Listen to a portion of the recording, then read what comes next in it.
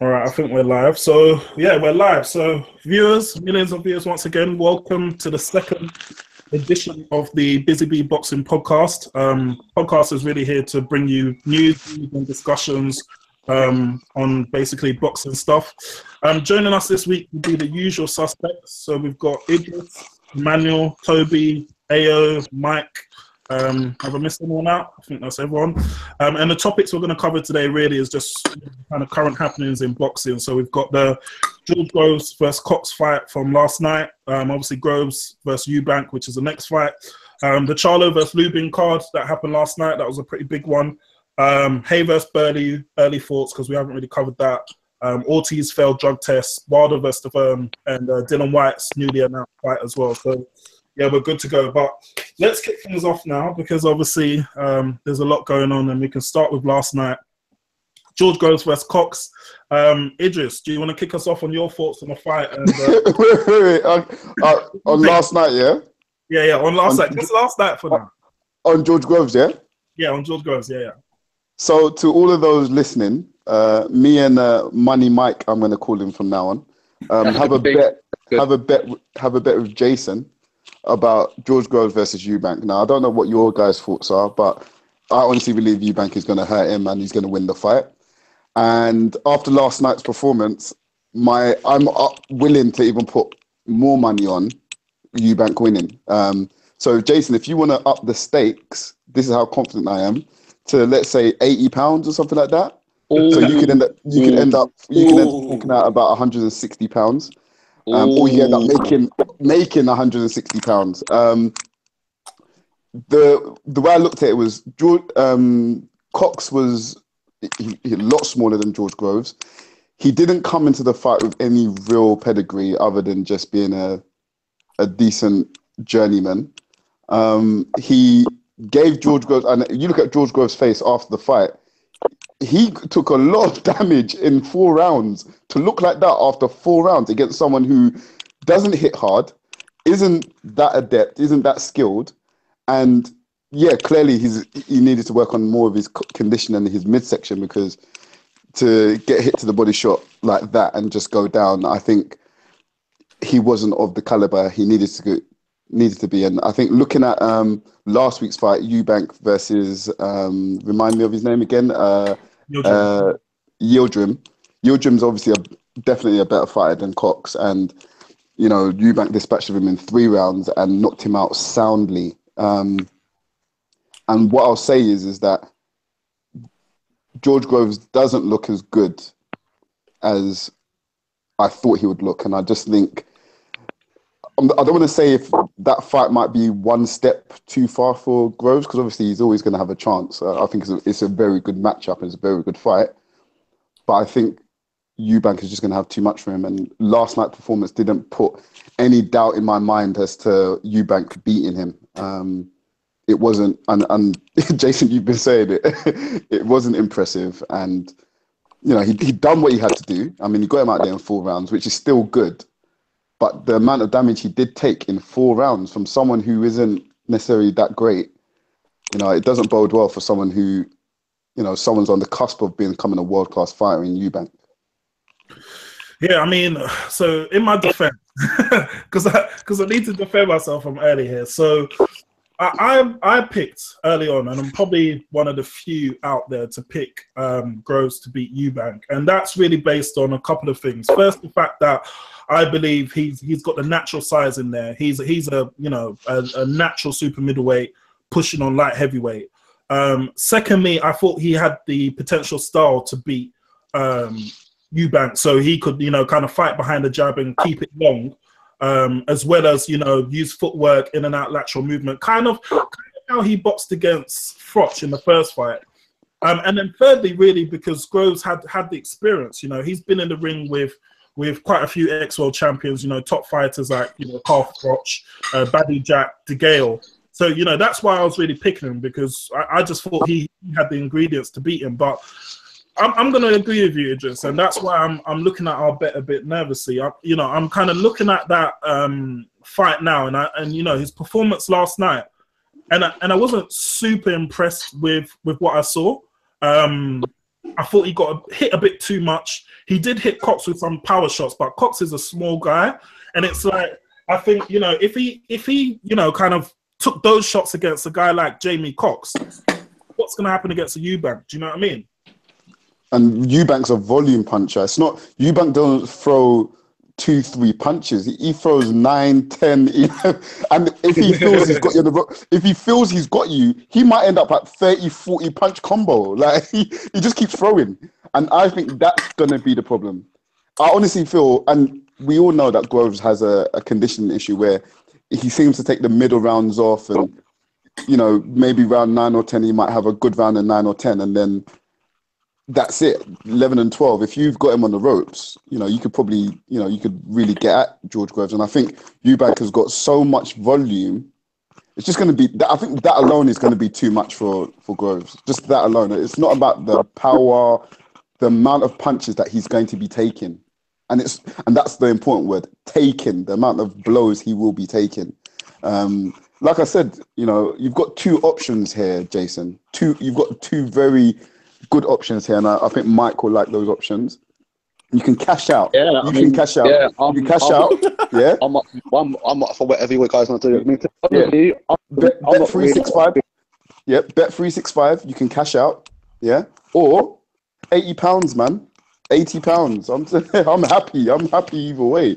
Yeah, let me have a think about that one. Let me have a think about that one. So, Emmanuel, what were your thoughts? Firstly, did you catch the Groves Cox fight? And what's your thoughts on the upcoming Groves Eubank fight, man? Are you backing me, or are you firmly in the Eubank's going to blow him out camp? Not blow him out. I don't want to say that. I don't think blow him out. Emmanuel, you muted? I would. Oh, Emmanuel, you're on mute. Earth to Emmanuel. he's on mute. Let's jump. Emmanuel, you there? Me? Yeah, we can hear you now. Yeah, can you hear me? Yeah. Yeah. All right. All right. So back on the fight, I was quite disappointed in Groves. I did expect more from him. Now, with regard, I'll tell you this from now. I don't like agreeing with Idris. I do not. Why? I don't like agreeing with Idris. But on this one, I do believe that Eubank Jr. will have it. The reason why, as Idris did say, the volume of punches that he comes with and the endurance, I don't think Groves will be able to take it. Groves is not in the same shape he was when he was with when he fought against Carfroch. No way. Yeah, and now, I agree. With that, like, I think Eubank Jr. will be a bit too awkward for him as well, and it'd be too quick. That's my view, because when I was looking back on the fight, it looked like it didn't really look like Groves' punches were effective with regards to Cox. So I wasn't impressed at all. So my money's on Eubank Jr., to be honest. One question. Plus, just like it just said, his conditioning as well. He's not really conditioned well. His endurance isn't really that good. So yeah, my man, I got it on. Sorry, guys. One question I wanted to put out there. Emmanuel, Idris, Mike, AO as well. Do you have any concerns around the level of opposition that Eubank Jr. has been in the ring with? I know that he's coming into the fight, you know, the kind of fresher, younger fighter. He's not as kind of battle-worn as George Groves. But, I mean, let's be honest here, and this is where I kind of got my confidence from. The Billy Joe Saunders fight, he's been matched up against a particular type of fighter, you know, a fighter that walks in straight lines, limited head movement, so he can just kind of do his thing and look good. You know, I think his best win has been against Arthur Abraham. Fuck me, that version of Arthur Abraham was shot to bits, mate. That Arthur Abraham needed to be put down in the back of the garden. So, I mean, do you have any concerns around like the level of opposition he's been in the ring with? Should I take that one, guys, or who wants to take that, Michael? I'll take that. I don't mind. Yeah. I didn't watch the fight last night, so I'm not going to comment on that aspect. But what I will say is I rate George Groves as a fighter, and I rate him as a person outside the ring as well. George Groves, if you was putting the two in the ring, George Groves and Eubank Jr., I'm going for George Groves. Simply, and I think it's a tight one. It's a 50-50, but I simply think what gets Groves over the edge is his experience, the level of opponents that he's actually been with, and Eubank's technical sort of inabilities. Sometimes he throws these hooks and he likes his uppercut, and he throws it with such vigor and in volume as been mentioned, but he leaves himself square on. And if you saw against his last fight, that other journeyman, he was doing that quite often. And I think it was even mentioned in commentary that he's leaving himself square on, and against better opposition, i.e. George Groves, he'll get caught out. So I'm going for George Groves simply based on I think he's a better technical boxer than Eubank. But what I will say is, if Eubank is to win, it's going to be because of George Groves' conditioning. From the get-go, he's always had a problem with stamina and conditioning. And if he gets taken into the later rounds, I'm talking rounds 8, 9 and above, then, it might swing the other way. But it's a close fight. No, I agree. Good points. Idris, what are you going to come back with?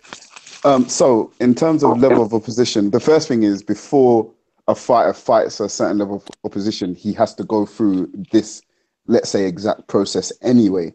George Groves had to do it. Carl Froch has to do it. He was trying to call out the other Welshman, Joe Calzaghe. So they all have to go through a process. I mean, let's be honest. When Joshua was fighting Klitschko, who had Joshua actually fought before he fought Klitschko? In reality, who had he fought that was good? Dillian Whyte? Do you know what I mean? He hadn't fought anyone. Chris Eubank's in a similar boat, and I think Chris Eubank has actually fought decent enough opposition to get to this level. In terms of his Billy Joe Saunders fight, I've stated this before, and as part of my argument, in his fight with Billy Joe Saunders was his first 12-rounder. And if you watch that fight again, yes, Billy Joe Saunders won the first 6 rounds, but ask yourself, how many times did Chris Eubank actually throw volume punches within the first 6 rounds? Just purely because he knew it's his first 12-round fight. He actually paced himself and misjudged it because he won the back end of the fight very, very easily. The first 6 rounds, Billy Joe Saunders won purely for the fact he just had more work, but he didn't really do anything in the first 6 rounds. And the next 6 rounds, Eubank outclassed him and outboxed him. But he said it himself, I was aware of my conditioning and I wasn't sure, it being my first 12-round fight, if it would take me all the way through 12 rounds. And he goes, once I got to round 6, I realized I had so much energy. That's when you saw the real Chris Eubank. And he goes, had I known or done that fight again, you probably would have seen me come out from round 1. So with the Billy Joe Saunders fight, I don't even think of that fight. I almost throw that one away because I go, yeah, he didn't do anything. The last 6 rounds, he actually won. So Billy Joe Saunders fight, they need to fight again. Chris Eubank needs to fight him again and just destroy him and get that one out of his way, out of his head. In terms of George Groves, to me, last night looked like George Groves. I don't want to say he looked shot. I don't think, because to knock someone out in the 4th round, you're not a shot fighter. But when you look at who he was actually fighting, I can imagine if Chris Eubank fought that guy yesterday, Cox, he would have knocked him out in the 1st round. He would have just taken this man's head off straight away. It wouldn't have even been, people would have said, why did you even do a press conference for this? Like, do you know what I mean? You should have just fought him in sparring, knocked him out and then dispatched of him. George Groves didn't look to me great. And the punches you're talking about Chris Eubank leaving himself open to, imagine if Chris Eubank was hitting George Groves yesterday with the punches Cox landed on him. The fight would have been done. Idris, sorry to jump in. Can I ask you a question on that? Because I think Ayo made a point about his technical ability, but do you think Eubank Jr. has the power at super middleweight to hurt George Groves, or it's just volume? Oh yeah. Yeah. I believe. Without a doubt. I honestly believe. Without a doubt. He hits a lot harder than people give him credit for. And you got I to agree. remember, you look at Arthur Abraham. Remember, he didn't even turn up to the post-fight press conference, and his manager came out and said, Arthur Abraham, underestimated how good Chris Eubank was as a fighter and how powerful he was. That's what his manager said. But he was shocked by it. How can you beat? So look at Arthur Abraham's record. Look at how good this guy is or was. For him to not turn up to a post-fight, he was that ashamed. That's how badly Chris Eubank beat this veteran in a 12-round fight, unanimously. I think Arthur Abraham didn't even win a round. And he didn't turn up to post-fight. So what I would say is, I hear what you're saying, he's old, this, that, and the other. But this is a man who's been in with the best of the best of the best, and he didn't turn up to a post-fight press conference because he was shocked by how good Chris Eubank Jr. was. And you say these openings, when you're getting that volume of punches on you, you don't really have an opening because you're receiving punches. The moment you open yourself up to try counter Chris Eubank in that open stance, you then leave yourself open for one of his volume punches, and that it's literally just that simple. Chris Eubank is so, and maybe against George Groves he might have to change it up because George Groves has a lot more power than Yildirim. And I think I said it that Yildirim actually hit him in when he got finished off by Eubank. Eubank left himself open and actually took a punch. But at the same time, Yildirim, when he took that punch, when he gave that punch, he left himself open and he got knocked out on the very next punch. It's a risk. This is a risky game we're in, and high risk, high reward. Let me ask one thing. One thing out there, Jace. Groves, he's been around, but has he ever been in the ring with someone that's going to be hitting him as hard and as many punches on the receiving end than Eubank? Okay, so that's a good question, Mike. So I think he's been in the ring with harder hitters. I think pound for pound, I think Badu Jack hits harder than Eubank Jr. I think he's bigger as well. Does Badu Jack throw as many punches consistently and doesn't stop as Eubank? I think Eubank throws a lot more punches with more intention than Badu Jack. I'm not saying Badu Jack didn't obviously was controversial, but I just think that Rose. Look at his second fight with Froch. Froch landed one lucky punch and he was out cold, and the way he went down more heavy than a sack of spuds, and that was with one punch. Eubank's going to be throwing a lot more punches than what Cole Froch did, and I don't think Groves is going to be able to stand there and take too many. I think it's going to be the breathing factor. He's not going to allow George Groves to breathe. Groves it's going to be. It's like for me, like even when I do sparring and stuff like that, the worst person I want to spar against is someone who's just going to keep throwing punches. Because all I'm thinking to myself is, dude, like, give me a second to set myself up. Eubank is not what? No, you're not getting the time to breathe. 3 minutes of every round, you're fighting. He ain't messing about no more. So, boy, he's going to be looking, and he's hungry as well. And when someone's hungry, they're going to tell you whatever it is. And I just think that Groves is going to cope with the volume and the power of how much punch that Eubank's going to be throwing. Jason, be honest. You watched the post-fight interview in the ring with both of them, right? Yeah. Honestly, in your heart of hearts, who looked the more confident? After just knocking someone out, who looked the more confident? I mean, I would say he looked wary to me, George Groves. No, I would say Eubank Jr. He's definitely the more confident guy. I think he's very confident in his abilities. But the thing about Chris Eubank Jr. to answer, so to come back to Mike's question, Mike asked basically who has Groves been in the ring with that has that, kind of throws at that power and volume. I think Fox hits harder. I think Badu Jack hits harder. I even think James DeGale hits harder. And I think Badu Jack, you can say, is a volume fighter. He does throw a lot of punches. But what I'm trying to say is that, I get the point with Chris Eubank Jr. I think he's a great athlete. I think he's got great conditioning. I think if he brings the pressure, then there's all sorts of trouble in store for Groves. But I just think that Groves has been fighting at a higher level for a lot longer than Eubank Jr. That's going to tell him the night. That's without a doubt. I mean, that proof is in the pudding, Jason. I mean, we all know that. Obviously, the fruit grows. Eubank hasn't been the caliber of fighters. I mean, Cole Roach, that name alone carries a lot of weight. Badu Jack, he ain't no like they're well-established fighters. But I mean, I'm gonna be honest. I was really a big Eubank fan. He's only impressed me in the last, I would say, 2 years. Probably on a lot more. And yeah, I'll say his dad's doing a good job regarding being his manager and stuff. But at the moment, he just seems. I just see similarities between him and Gervonta Davis. Them two are both young. They're both hungry. They're ready to run through a brick wall if it means taking that title. And I just don't see. It took Rose 4 attempts to land a world title, and the person he beat wasn't really an established fighter, so he didn't beat anyone seriously to win a belt. And I just think Eubank's just on a mission, and his only mission is to be the best he can be and to be a world champion. Because I mean, let's be honest, the IBO belt ain't really worth nothing. So he's really thinking the only next one he's going to take is that WBA belt, and it's just unfortunately for Groves that he's going to be coming into a ring with somebody that's just going to be just hungry and just on a mission. I just don't think Groves is going to have enough. And in their peak, and Eubank is in his peak. Sorry, Eubank is in his peak as well.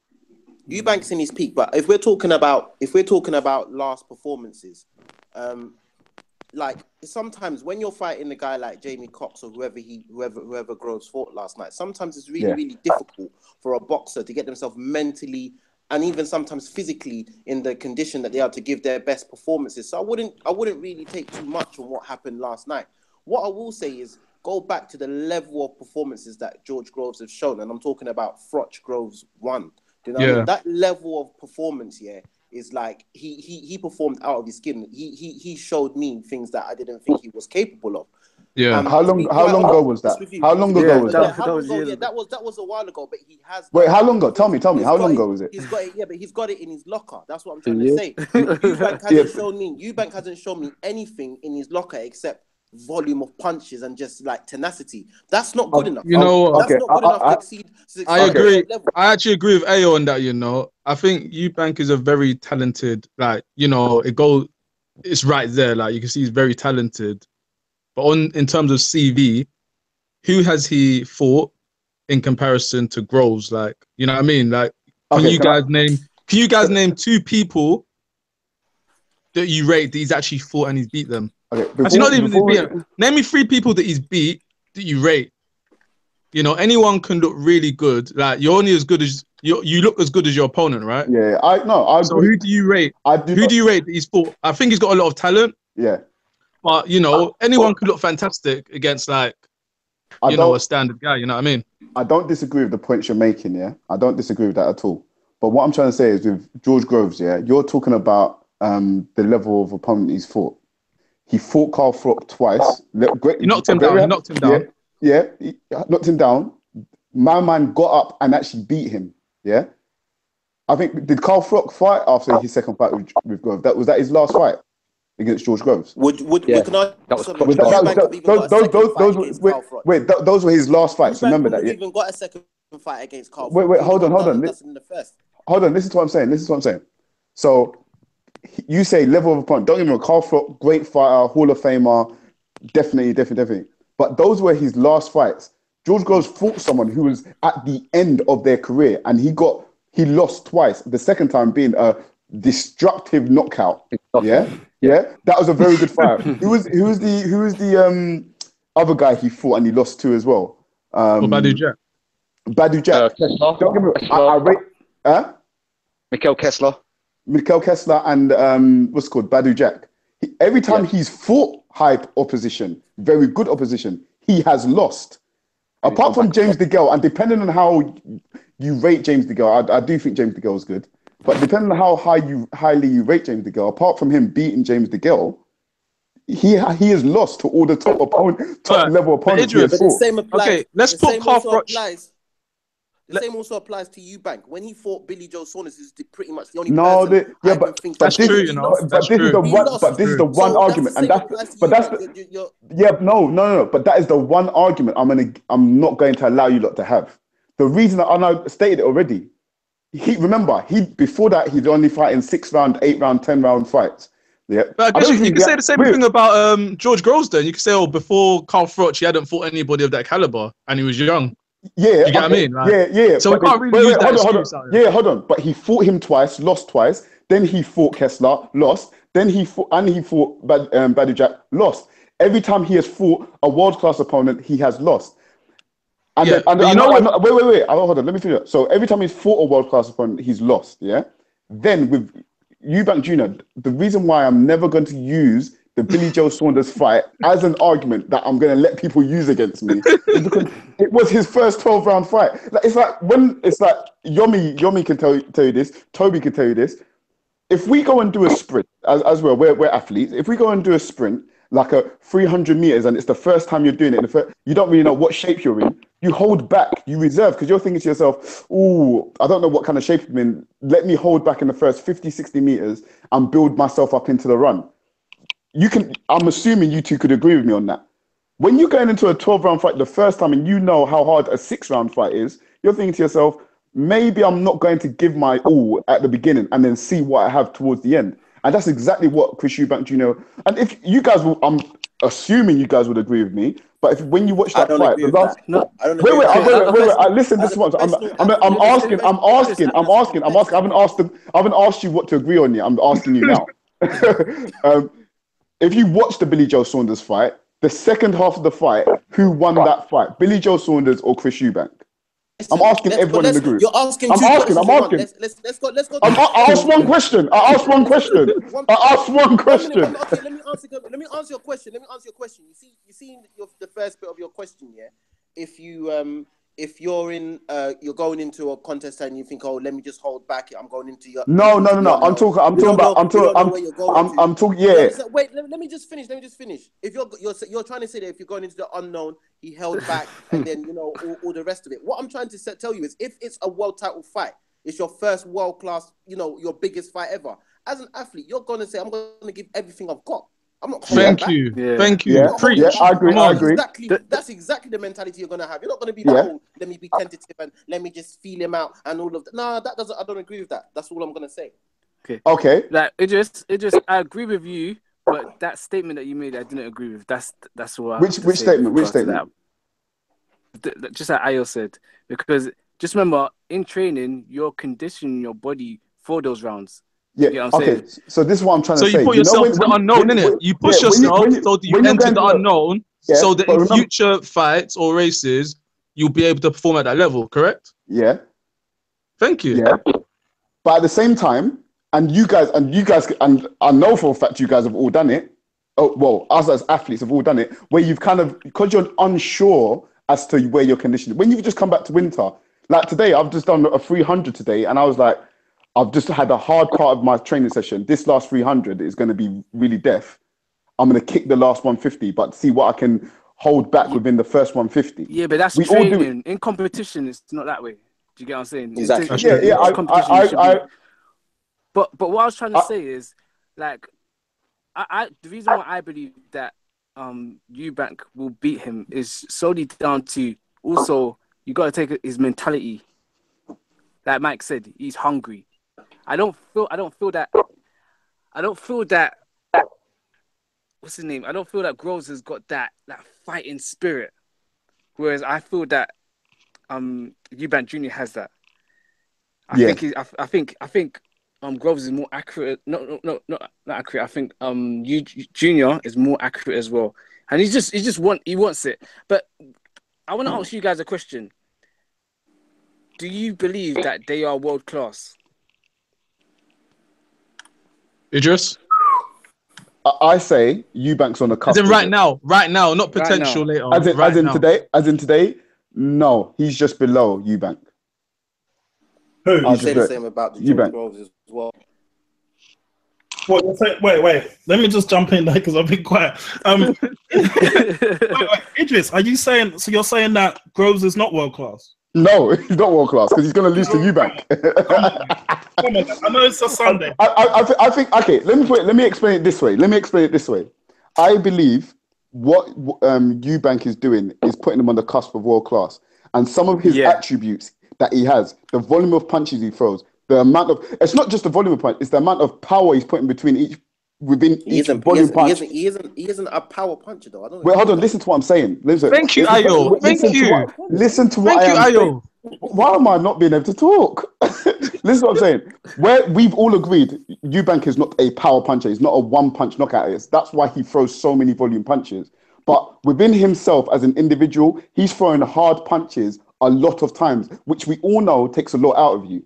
So the fact he's throwing that amount of volume and he's throwing hard punches, those are world-class attributes. The way he does that, the way he can move within the ring. Not that he moves great all the time, but when he does move, his head movement and stuff like that, he has world-class attributes, and he's becoming world-class. And I believe if he beats George Groves, and he beats George Groves, unanimously, as I believe he will, and he does it in such a dominant fashion, he can then say, I'm world-class, and I want the best in the division. Idris, can I ask a question? Go on. Do you think Eubank beats James DeGale or Badu Jack? The Badu Jack that had a draw with James DeGale. Do you think Eubank even dents? Yeah, he dents, but what I will say is, I feel them guys are much bigger. I feel them much bigger. Yeah, like it's mad because, like, I know you guys rate DeGale, but I just see him as odd. Anything special about DeGale, but obviously he's done a lot. Like, he's made big achievements, but I think Badu Jack's definitely more talented than DeGale. Yeah, I think DeGale's more talented than Jack, but I just think Jack is someone who seems to have, like, his development. He's worked at his craft. Yeah, because when I first saw Jack, and I remember he was a prospect and then he lost early in his career, and I thought to myself, oh, here's another hyped up fucking TMT fighter. And then he's just worked at his craft. And if you look at Badu Jack now, I mean, we all saw what he done to Cleverly the other day, but even against that was disgusting. Yeah, that wasn't good. I thought he won against DeGale. I thought he was a stronger fighter down the stretch. But I just the point I'm trying to make with Eubank Jr. and I've been quiet, so let me have my little shine here. But the point I'm trying to make with Eubank Jr. I agree with Ayo. Like, this is two men in this team at the moment. But I think that Eubank has been matched really well since the last time he's had to go into the ring with a world-class fighter. You made the point, Idris, about he won the last 6 rounds in his fight because he paced himself. But I think that was more a case of gassing out, because he's someone who's got a questionable conditioning record. He doesn't seem to look after himself, kind of out of camp. And he's someone known to gas. So with someone like Eubank Jr., who's well conditioned, I wouldn't expect anything different from him. I just think that Eubank Jr. has been well matched. He's fought a particular type of fighter. I'm not saying that Groves is, the kind of fighter that he was against Frost, all those years ago, because I think he's been in some hard battles and he's clearly not the same fighter. But I think him and Shane McGuigan can come up with a game plan, which basically means that Groves will keep it long, behind the jab, dictate the pace of the fight, and make it a very difficult night's work for Eubank Jr. That's the point. I agree. One thing I will say, just from my observation from the post-fight little, matchup between them, I will agree with Idris that Eubank did seem the more confident person after seeing that fight. Go on, Toby. But Eubank is naturally confident. And I feel like psychologically, I think psychologically. Hello, what's that? I think Eubank comes. He will seem confident because it stems down from his father. He comes across as arrogant. After he knocked out that guy, look at the way he looked at the guy on the floor, look what I've done. Can I just cast your mind back to when he made that useless ITV box office debut for the IBO title? I can't remember the guy who was fighting, but he didn't knock out the guy. The guy took him the distance. Whatever. Loads of deficiencies shown. And the guy completely dismissed his power, saying that he doesn't hit hard at all. Yeah. There's so many deficiencies inside that I've seen with Eubank, before his last fight and in the past. I honestly, regardless of the volume of punches, regardless of his conditioning, I still think someone like George Groves, who is world level will find a way. Yeah, definitely. Oh, you feel Then- that George Grove is world level? Honestly, I do. I think I don't really think that he's like a bang. But I mean, he's won a world title. He's fought world class opponents, and he's got himself on world level. But I don't think the people like the top world level, middleweights.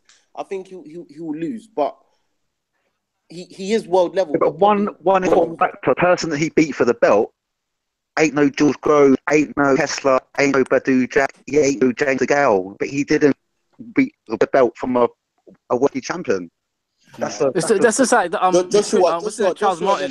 That's like Charles Martin won his first world title from any world champion. He won it from that idiot. What's his name? Charles or whatever his name was. Charles Martin. Sometimes it just works out like that. Do you know what I mean? True. Fair point. But let me go back to what you lot keep bringing up about who has he fought, and it's the same thing I brought up with Anthony Joshua, like you just said. It's just you have to go through these. Exactly. You have to go almost these nobody names to get to the names. Eubank has got through all these nobody. Let's be real. He's got through all these nobody names in quite impressive style. You want to talk about that 12-round fight that the guy was dismissing him? Fight, Not the Billy Joe Saunders fight. The one that his ITV debut. When you watch that fight again, you could talk about deficiencies. Tell me what that guy did in that fight. He lost every round and just got punched up. And if he's saying this man has no power, why did he knock him down? Him out. Wait, hold on. There are for the performance. It's a performance. Wait, hold on. He never knocked him out. He should have knocked him out. Hold on. 6th round, but he never did it. Hold on. All right, Ayo, you know this, yeah? I know this. Every guy in this knows. There are some guys who just have granite chins. Who just look at. Let me tell you.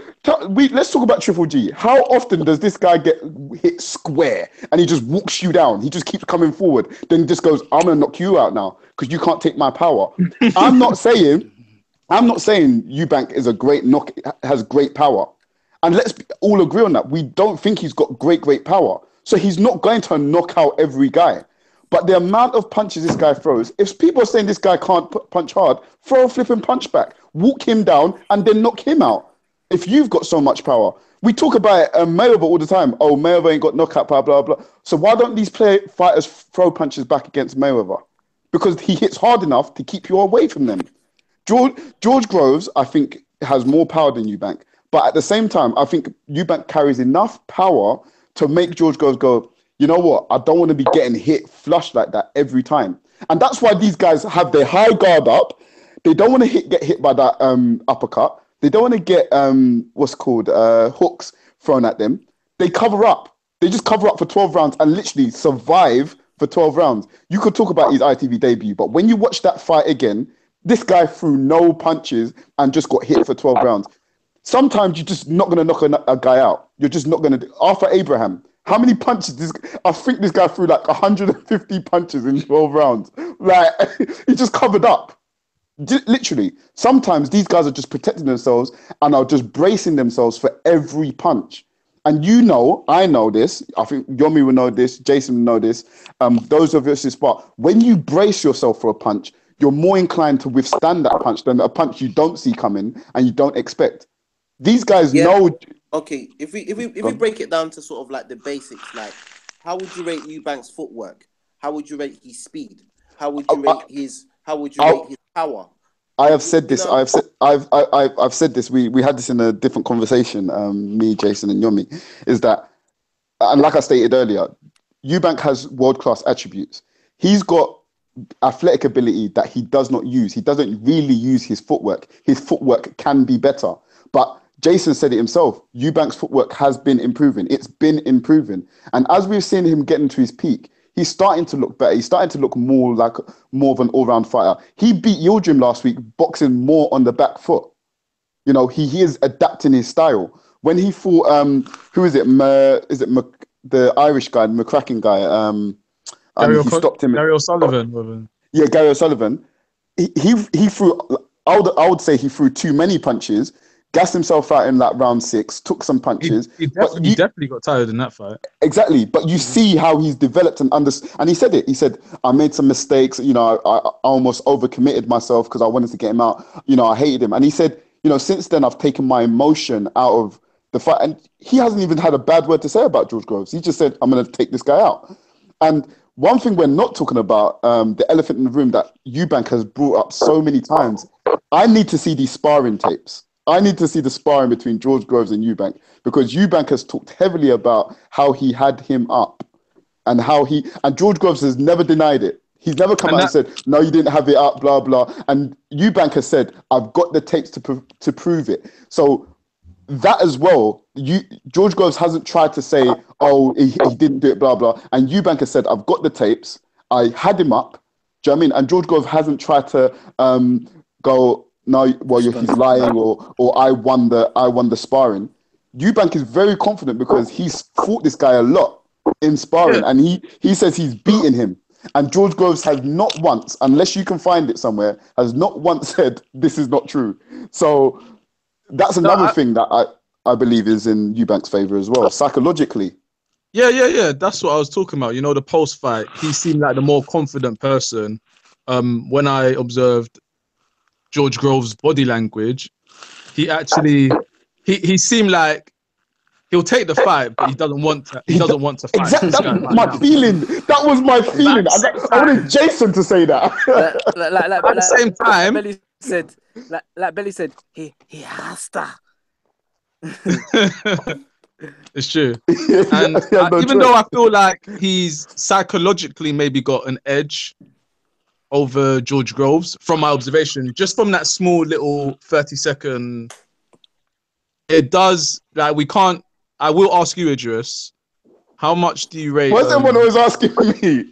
Because your team Eubank, so we have to ask you. You know. Okay, what's that? What are you asking me? How much do you rate Eubank's defense out of 10? Honestly, I'll probably give it a 5.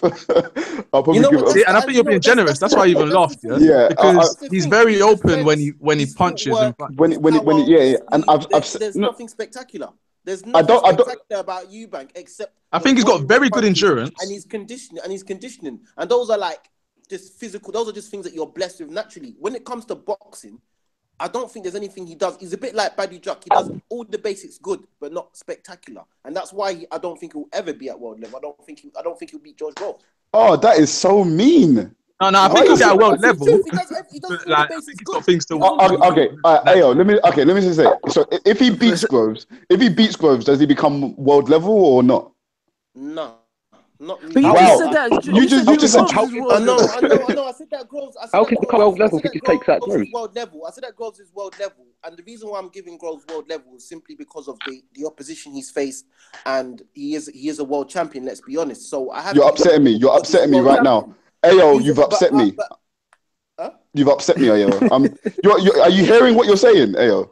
I'm hearing what I'm saying. But okay, I honestly feel that he needs to fight one of the top middleweights, like Charlo brothers or someone. Okay, I'm gonna help you out. Okay, so George Groves is world level, as you have said. George Groves is a world champion, as we all know. George Groves has. Wait. I'm just going through what you said and what we all know. Yeah. So. I definitely knows it's coming. Okay, so let me start again. George Groves is world level, as you have said. I don't believe he's world level, but you have said this. George Groves is a world champion, taking it from a nobody. I don't even know who the guy he beat for it is. He is a world champion, so technically he is world class. Let's put it like that, because he's a world champion. He holds one of the belts. George Groves has fought world-class opposition. He's fought Hall of Famers, some of the best guys in the division. And let's be honest, he's lost to these guys. Quite convincingly. But if Eubank beats George Groves, he's not classified as world level. All right. The reason why, let me respond to that. The reason why I'm putting it makes no sense to me. The reason why I'm putting George Groves as world level is simply because he is a world champion. He beat nobody. He's beat James DeGale, who is a world champion. Yep. And because of his performances and the level of performances I've seen from him in the past, I honestly believe he's world level. And looking at his boxing, I think he's a better technical boxer than Eubank. if Eubank Jr. beats George Groves, well done. Yeah, I still think he's teetering on world level, but he has to beat someone else as well. He has to beat another world champion. George Groves has beat the nobody guy who you guys disregard, but he was a world champion, and he's beat James DeGale. So he needs to beat someone else besides George Groves as well for me to count him as world level. Okay, I think who we saying is the number one in the weight class, super middleweight? Who would you say is the number one? I would say that's such a good question. Do you know what you've got? So the champions are David Benavidez. He's WBC. His style's quite similar to Eubank, so I wouldn't say he's the best at the moment. Then you've got Gilberto Ramirez, who I think originally beat Abraham for the belt. He's decent. He's all right. I would say he's like top 3. I would probably say the best in the division, if I'm honest, because Badou Jack's moved up, is the girl. The girl. So let me put it like this. Let me put it like this. Yeah.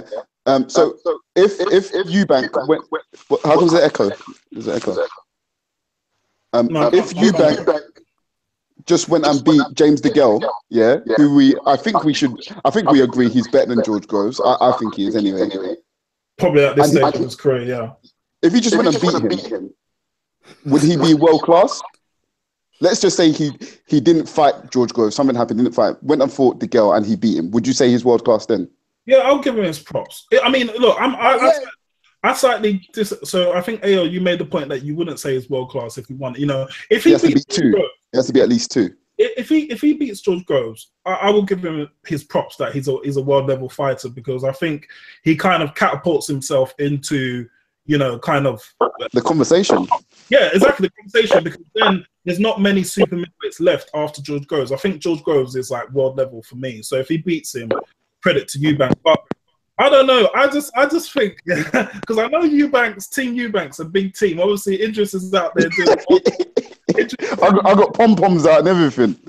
But I just think that, as I said before, he's gonna be put in a situation, and I agree with what Ayo said earlier. He's gonna be put in a situation against Groves where he's not going to be able to do these flashy combos or, you know, square his feet up, and he's gonna find out really quick that George Groves in a fighting situation, not in a spar, in a fighting situation, is a lot more than he kind of estimated. That's what I think is going to happen. Just my opinion, man. Just my opinion. You know, and this is the great thing. We don't have the actual facts until fight night and the fight is over. Just a quick just a quick one. So conscious that we've been talking about this fight for like 40 minutes now, but yeah. Oh, wow. Just a quick one around the panel. So just, you know, one word, who you're picking, and method of victory. Start with you, Idris.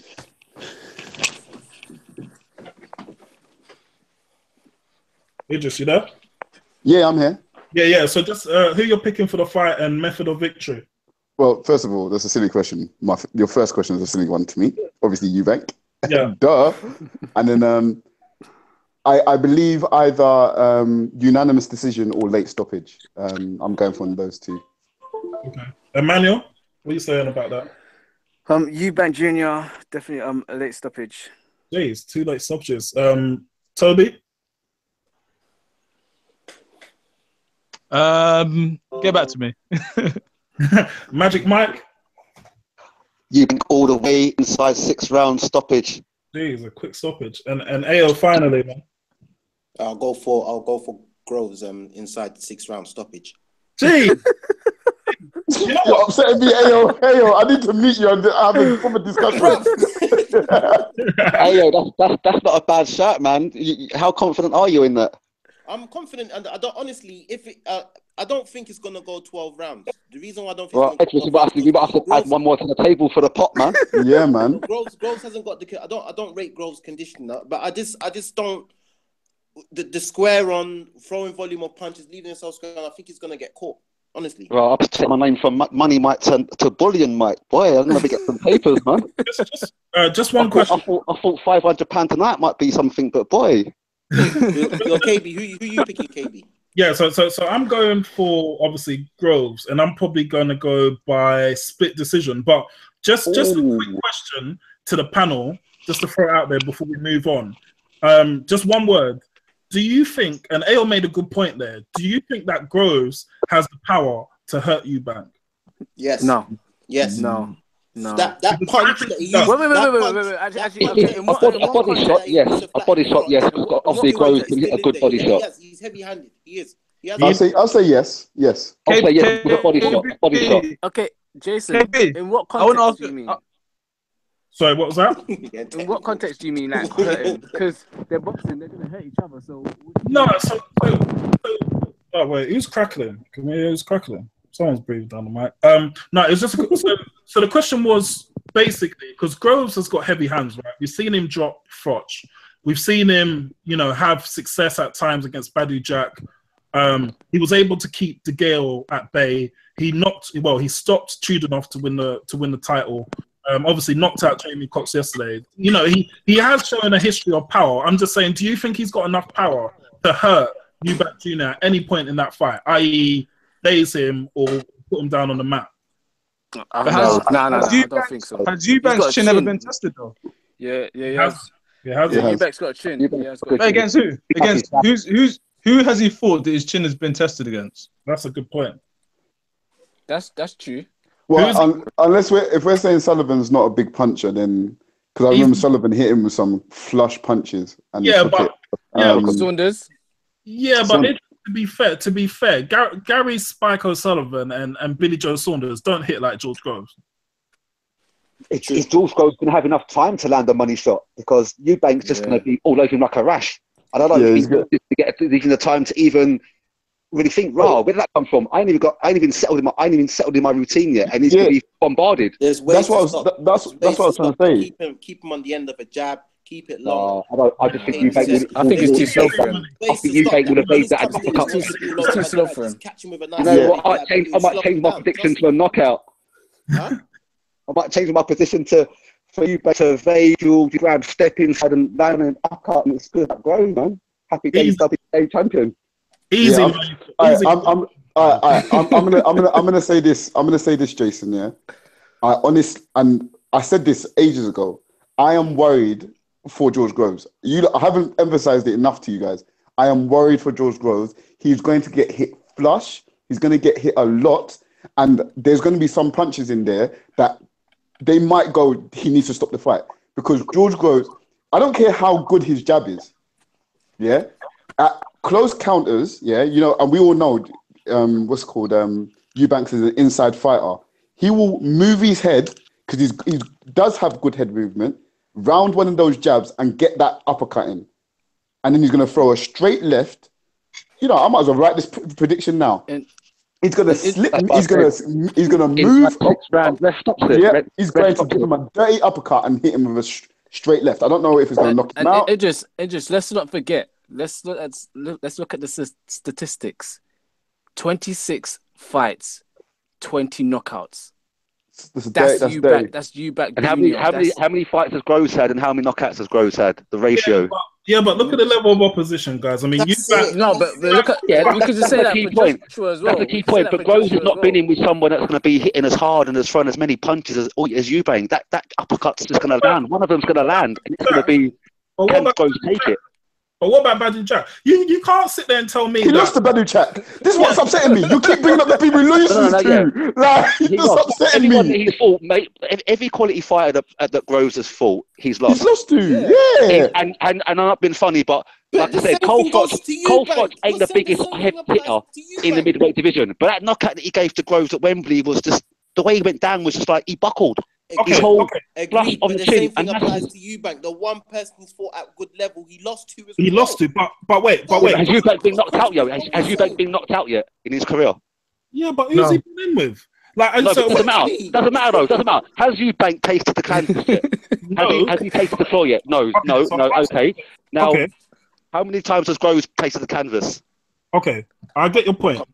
Groves can be chinny, but who out of all the people that Groves has lost to, could Eubank Jr. beat?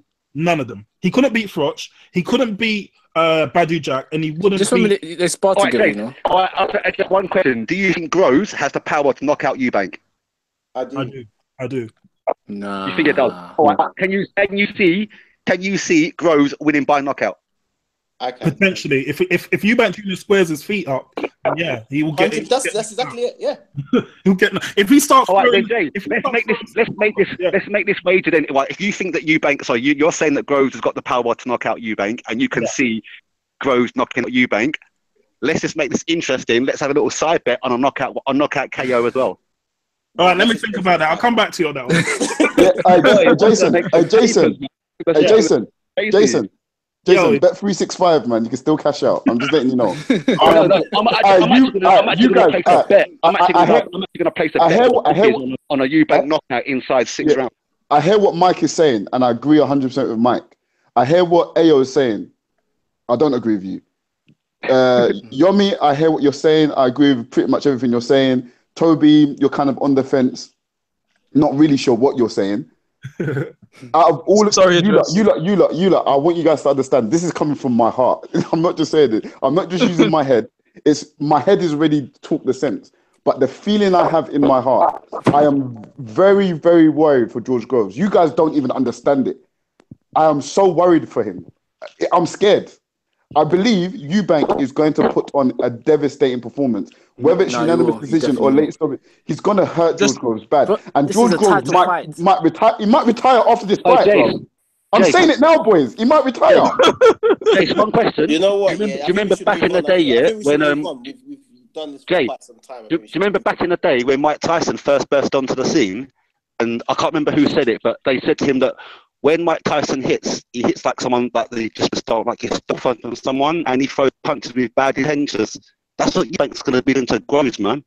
Mike. He's going to throw the punches bad intention, and they're just going to be like dynamite. And Groves going to be like, time even knows where he is. He's going to be like, why did I take this fight? I was forced. Yeah. They made me take it. Mike, can I say something? Jason, can I ask you something? Go on. Have you sparred before? Who, me? Yeah. No. You never sparred? No. Okay, cool. Thank you. I'm so happy you said that. Ayo, have you sparred before? Yeah, I have sparred. You have sparred. Perfect. Good. This is perfect for me. Yomi, you've sparred, right? Yeah, definitely. Yeah. Mike, have you sparred? Briefly. Okay, cool. So you can have a little bit of knowledge there. Yeah. What's good? Toby, have you sparred? No. Okay. So my question to you, Ayo, is you know, pressure fighters, people who don't let you breathe, people who just keep coming forward at you. Yeah. Honestly, are those the worst type of fighters or a counter puncher? They potentially can be the worst type of fighter, but that style can be figured out. Yeah, okay, yeah, I agree. All styles can be figured out because all styles can be beaten or have been beaten. That style can easily be figured out, and it's a very, very simple remedy, which is a good jab, which is what let me just come to your point. Let me just answer your point because if you're talking about pressure fighters, we can say like, look at my Diner against Floyd Mayweather. Don't put George Groves and Mayweather together. Don't do that. I'm not putting it together. Don't do that. Don't do that. Come on. We're talking wait, what are you doing? What are you doing? No.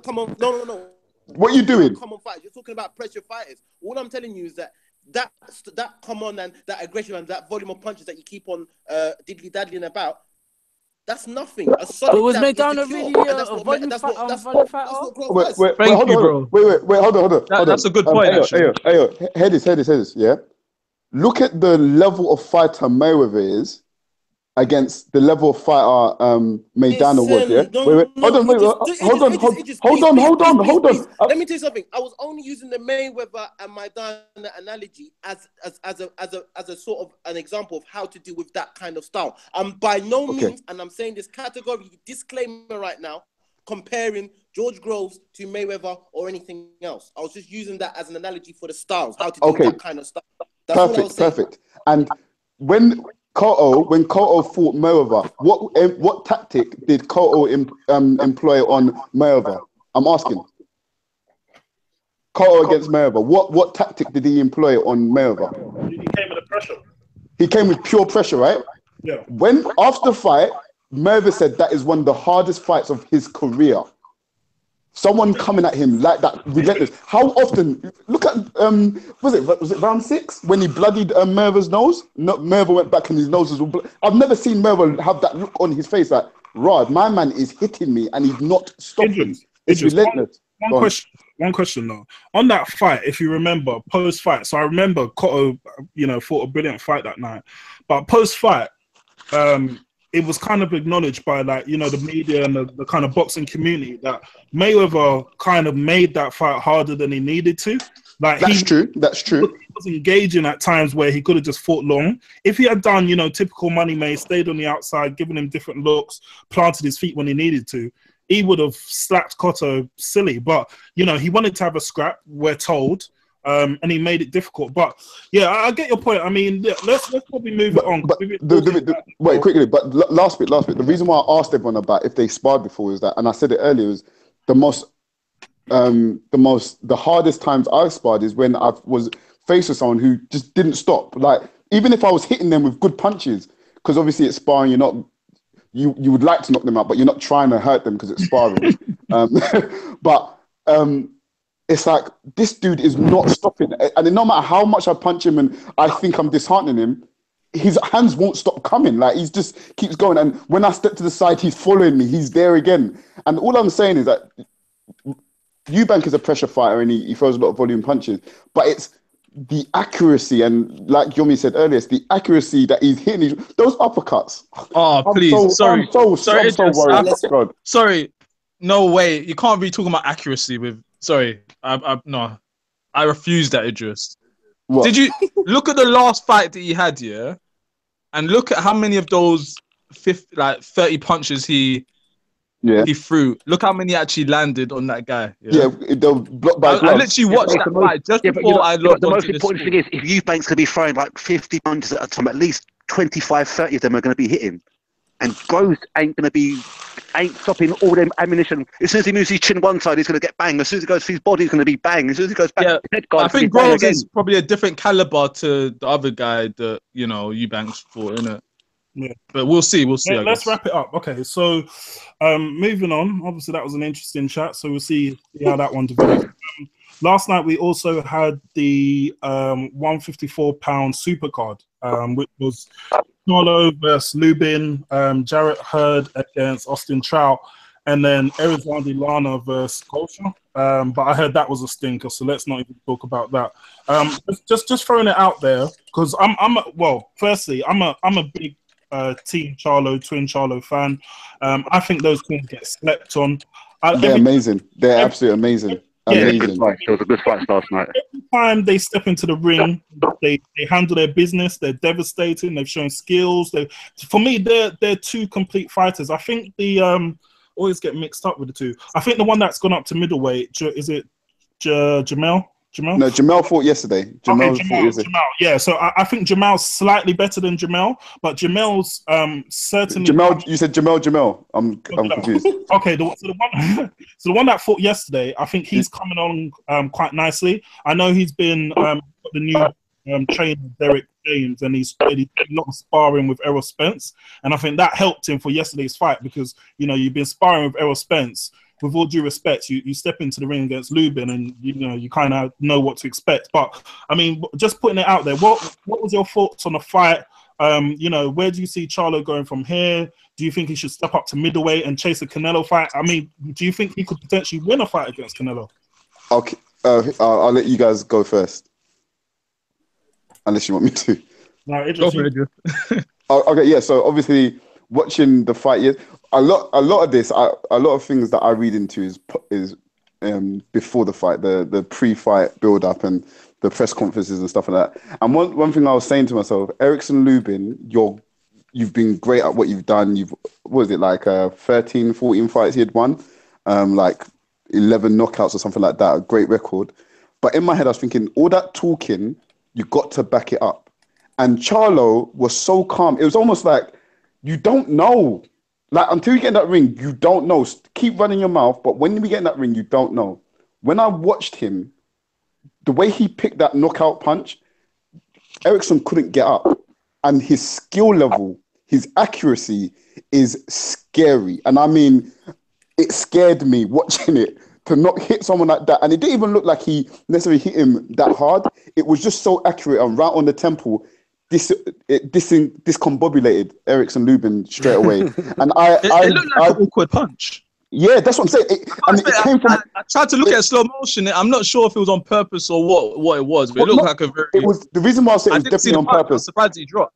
I'll say is, I don't know if he actually meant to hit him in that exact spot that it was going to knock him out, but he definitely meant to hit him because Lubin had ducked down and tried to move out the way as he was ducking down. And if you watch it again, Charlo adjusted himself so he can reach down and hit him, if you understand what I mean.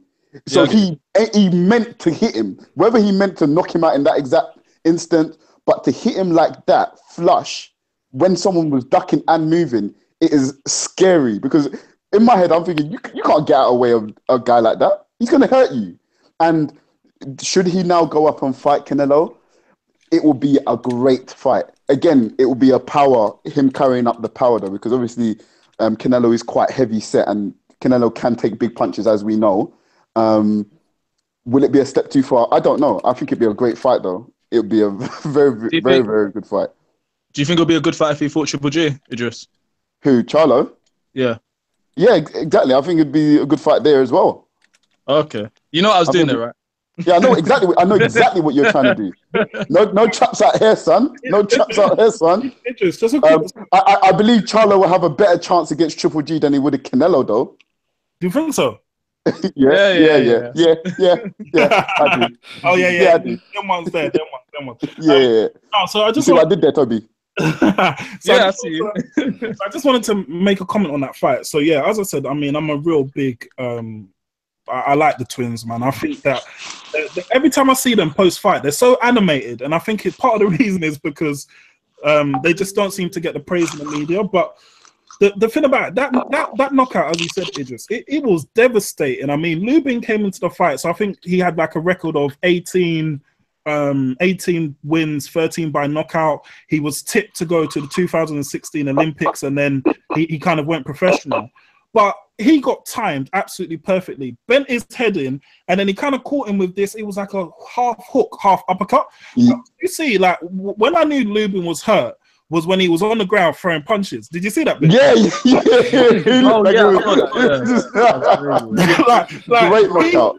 It was bad, man. He was on his side. Yeah, for anyone who hasn't seen this, please go and see it. He was on his side, and he was like throwing punches. Like, man was still standing. I was like, no, this boy is hurt bad. To his credit, though, he got up, but. I mean, I think Charlo was pissed because his brother got a chair thrown at him. I don't know what was happening at the end. And then after the fight, he was saying, oh, like the camera crews have been following around Lubin because I think a lot of people were tipping Lubin to win. So I think he was a bit pissed about that. But no, every time the brothers step up, they handle business. He's faced quite a few prospects now. I think he fought Charles Hatley, knocked him out quick. Now Lubin. I think the Charlos deserve a big fight. And you know what? We all know what I thought about the Canelo GGG fight, so let's put that aside. But I think if Canelo came down to like a catch weight, I think Charlo would have a decent chance. I think Charlo's got the size. He's massive. I mean, Idris, did you see how big he is for the weight? He's much bigger. Yeah. He was Lubin looked like a little kid in there compared to him. He is massive. Even at the pre-fight press conference 2 days before, I looked at them side by side and I just thought, right, is Charlo cutting late? Or he looks like a beast. I just think that the Charlos don't get the credit. I give him full props for the victory yesterday, and I'm looking forward to him getting the big fights because I think they deserve the big fights. I think the next fight he should look to take is the Hurd fight, unify that. I think he can beat Hurd. I'm not too high on Hurd. Yeah, watching the Hurd fight, had that fight ended at 12 rounds, Trout would have won the fight and got the belt. Watching that fight, Hurd is not a good boxer. He's a come forward fighter. He hasn't got great movement in terms of his head movement. He took a lot of punches to the head, like straight down the middle. He was clearly losing the fight, even though he was the pressure fighter. Hint, hint, Canelo Triple G. But if he, and as me and Toby were actually talking about this, and this is one thing I wanted to talk about in this podcast, about the fight or flight mode that fighters get into when they're when there is where everything's on the line in terms of maybe the title pre-fight. They know the title's on the line, so they just go into straight fight mode, or they want to protect the title, so they go into flight mode and kind of just run away and just try to protect themselves. But also, the fight was potentially going to get stopped because I think it was round 4 or 5, maybe. He got a cut above his left eye, Jarrett Hurd, and it was bleeding quite heavily, and they had to do a lot of work in the corner in between rounds to kind of stem the bleeding, and there was a chance that the fight was going to get stopped. And Jarrett Hurd, he said this after the fight, he goes, my fear was that the fight was going to get stopped. So I just said, I'm just going to let my hands go. Regardless of what the corner said to me, I'm just going to throw my hands and hopefully it will be enough to end the fight. And, granted, round 10, in the middle, after round 10, Trout retired. The referee went, no, it's too much, man. You can't take any more. Yes. So I didn't watch I don't know if the other guys want to jump in, but I didn't watch all of the I just caught some highlights. But yeah, it was a good fight. It was a good fight. I saw Trout's fight pretty swollen. I guess that's why they stopped the fight, and he looks a bit. I don't know if he was gassed or whatever, but I just get the impression from Hurd that Hurd is just another. I wouldn't say he's another Lubin because obviously he's a world champion, but I think if Hurd was to step in the ring against Charlo, I just think that it will be a similar sort of thing. I just think he'll get blown out. I just want to see Charlo, either Jamel or Jamal, get a big fight. I would like to see the brother that's just gone up to middleweight get the fight against GGG, because I think that'll be a very interesting fight at this stage. And also, I'd like to see the one that fought yesterday fight a Canelo. I think that would be a good fight. But yeah, that's just my opinion. Does anyone else want to jump on that, or we move on to the next topic? No, next topic. Next topic. All right. So next on the list to cover is Hay versus Bellew early thoughts. Now I know the reason why obviously we're slightly late to the party because of the timing of the podcast, but yeah, just wanted to cover this one because just really wanted to gauge the kind of group's opinions on this, and who's everyone picking second time round, because I know personally first time round I thought this was going to be an easy win for Hay, and yeah, the guy let me down. Not like I'm a big Hay fan, but I thought it would be easy victory, and obviously his leg went all linguini, and we know the rest. Yeah, I thought Hay was going to win that fight as well. I was wrong. Yeah, so that was disappointing. But now Bellew's won, kind of round one. Who are people picking? Are people going with the form that Hay's still a better fighter, and if he's got 2 legs, he gets him out?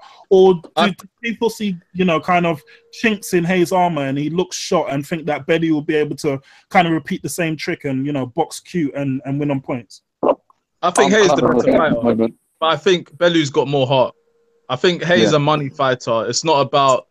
I don't think he would care as much if he actually lost. To be honest, as long as he gets that payment, I think I don't really have a really thought on David Hay. I don't rate him. I don't rate him at all. That's just my opinion. I don't rate him. I'm telling you, Bellew is gonna take him out again. I'm telling you, he's gonna take him out. He's gonna be much more confident. Because just remember, let's revert back to the first fight. Took every shot. Hay gave him his best, and he didn't have nothing. Do you know what I mean? But out of curiosity, Yumi, when you watched that fight, before, was it round 8 in it got stopped? Up until round 7, who did you have winning the fight? I even told Mike. I told him already that Bellew was going to win. No, I forget that. I'm just saying in terms of when you watched the fight, we know Bellew won and it got stopped in round 8. But up until that point, who did you have actually winning the fight on points? On points, I can't remember. So me personally, watching it. My prediction was if it was going past 6-7 rounds, I knew Bellew was going to win it. Yeah. I mean? Me personally, watching the fight, I thought Hay was definitely winning the fight. I think I had it like 5 rounds to 2 or something like that.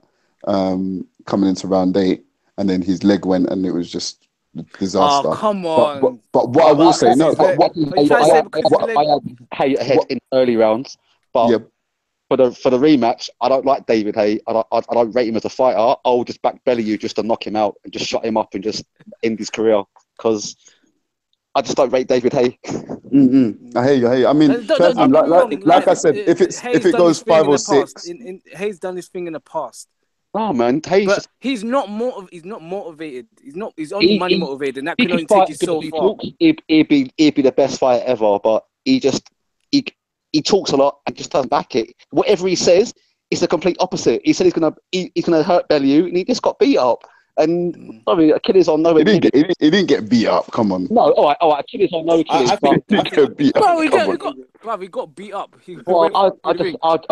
Wait. He got beat up when? When did he get beat up?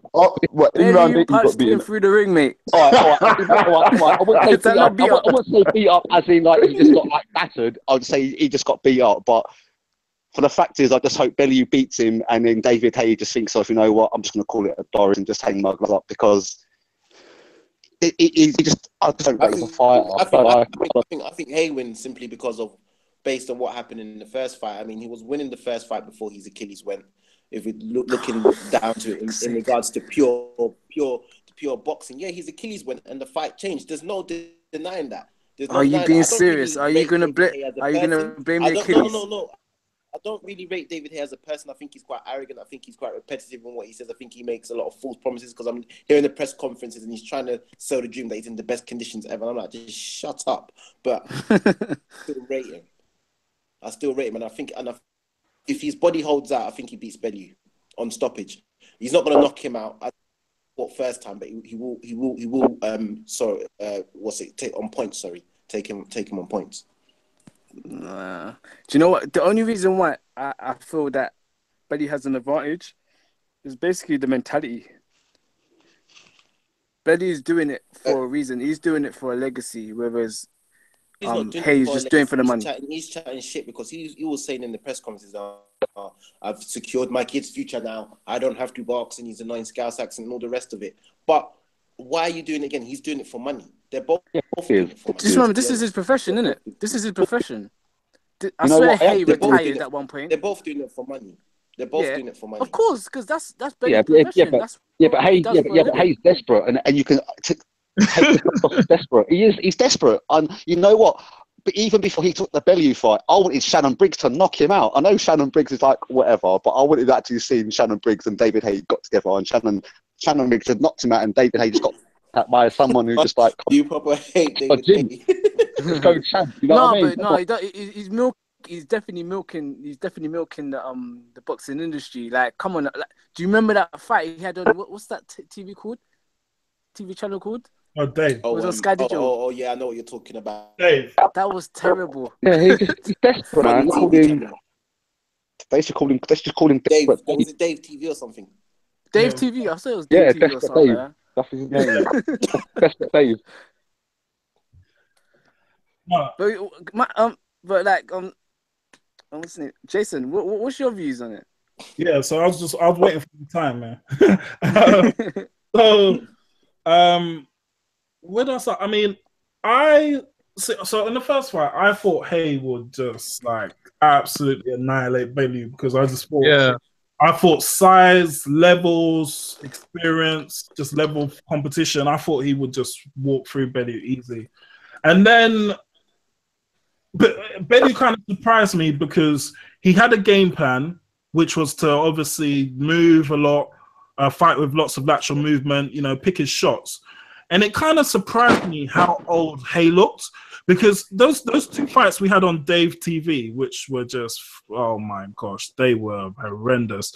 We didn't really learn anything new about Hay. So he came back from the injury. Obviously, he marketed it as the, hottest thing since sliced bread. And then he knocked those guys out. So we didn't really see the level.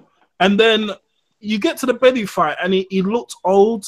He was missing shots. All his shots were being telegraphed. And it just looked like somebody who had been out of the ring for a very long time, fighting an active fighter at different levels. So I bet against Bellew last time. And I don't really like Tony Bellew. I think he's just scum. But I think that it's going to be another Bellew victory. I've just got this feeling that Bellew's got his number. I don't know. Is everyone else feeling like that, or I don't know? No, I don't feel No, he's got his number. I still think I just hope Belly David Hayes wins. going to win if his body holds out.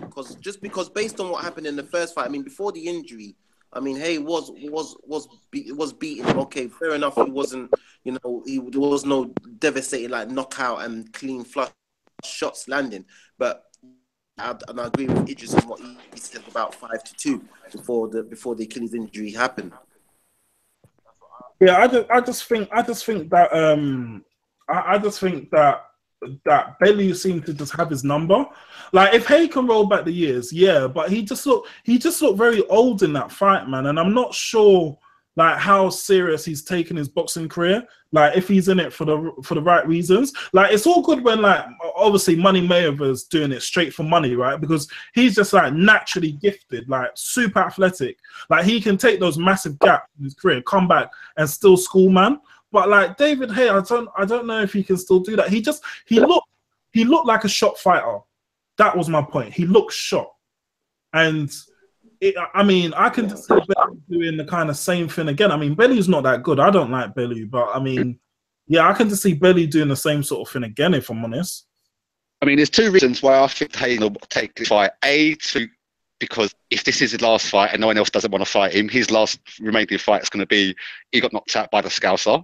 And secondly, he has to prove himself to this fight, because if he wants to line up the fights like AJ and Wilder, they're not going to really take Hay seriously. So for Hay, he needs to take this fight and knock Bellew out convincingly to put himself back in contention, because if he loses again, he's finished.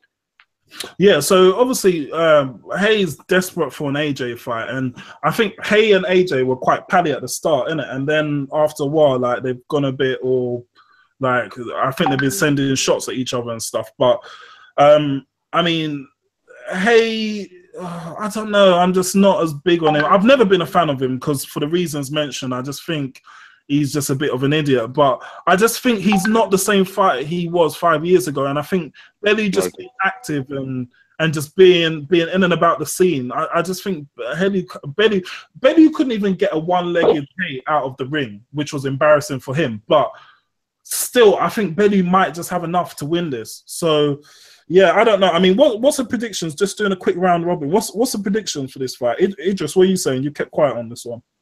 Hey, man. Hey. Oh, you're picking Hay. Okay, Ayo, what are you saying, man? Hey. Idris. Hey on points. Hey on points. Oh, Idris, are you picking him by points or KO? I'm gonna go late stoppage or points. I think if it goes to points, he'll definitely win. If he gets to 12 rounds, he'll definitely win. But in terms of late stoppage, I think he might hit him a lot, and it might just get stops late. All right, fair point. Mike, what are you saying, man? For being a David Hay, don't dislike her. I think overall, he'll win, but I want Bellew to knock out. Okay, cool. And Toby, finally, man, what are you saying? I think Hay, like you said, only because I think he wants that big money AJ fight, which will get $1 million. So I think that will be his motivation to knock out Tony. Okay, but just one question before we kind of move on topics.